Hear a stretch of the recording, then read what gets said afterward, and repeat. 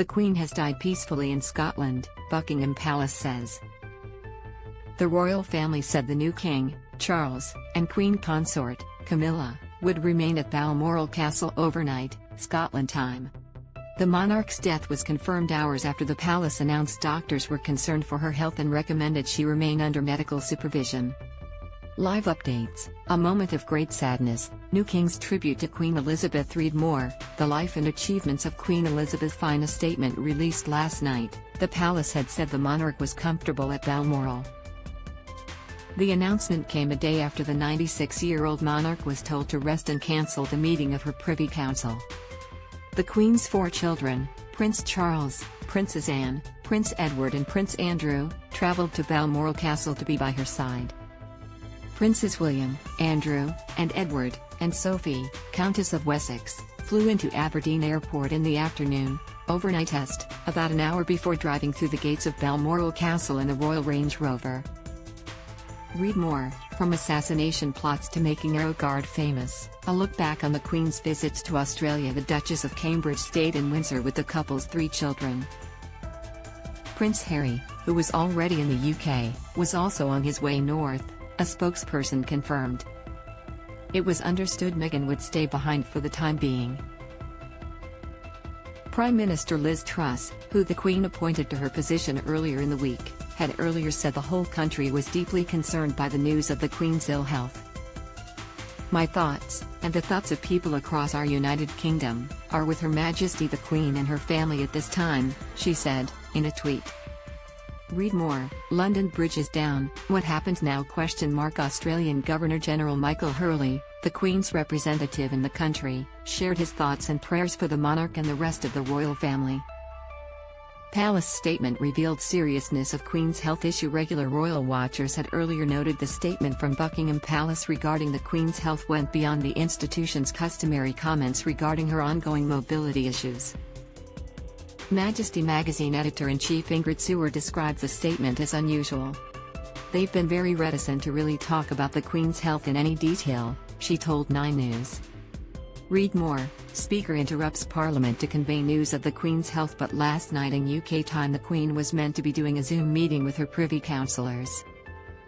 She was in Balmoral and they were in London, and that was cancelled because the doctors said, she wasn't well enough to do it. She was tired after meeting the Prime Minister at Balmoral. Former Buckingham Palace Press Secretary Dickie Arbiter: the Queen's busy Tuesday would have taken a bit of a toll on Her Majesty.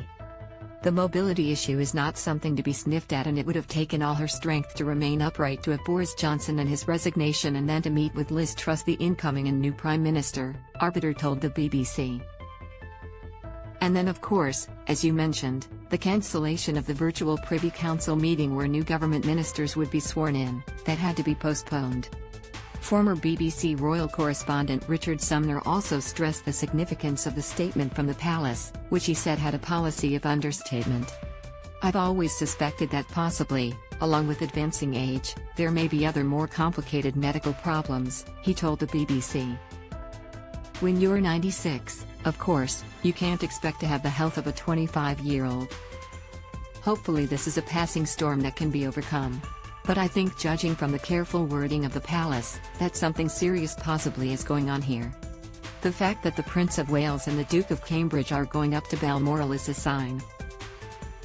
Scottish First Minister Nicola Sturgeon had also shared her concern for the monarch. "My thoughts and wishes are with the Queen and all of the royal family at this time," she said, on Twitter. The Archbishop of Canterbury, Justin Welby, shared his prayers and those of people all across the Church of England for the Queen. "May God's presence strengthen and comfort Her Majesty, her family, and those who are caring for her at Balmoral," he said. Timeline: the Queen's recent health issues. October 21, 2022, the Queen spends the night at a hospital and undergoes preliminary investigations, according to a Buckingham Palace spokesperson. She is in good spirits and resting at Windsor Castle.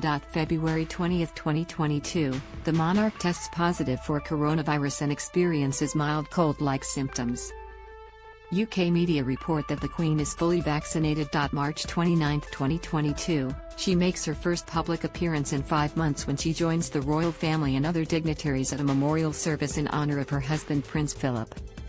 June 2 to 5, 2022, the Platinum Jubilee weekend celebrating the Queen's 70-year reign, features a variety of public events and community activities.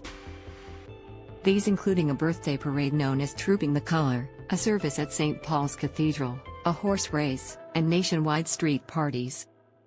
Queen Elizabeth does not attend the church service, after experiencing discomfort during the opening day parade.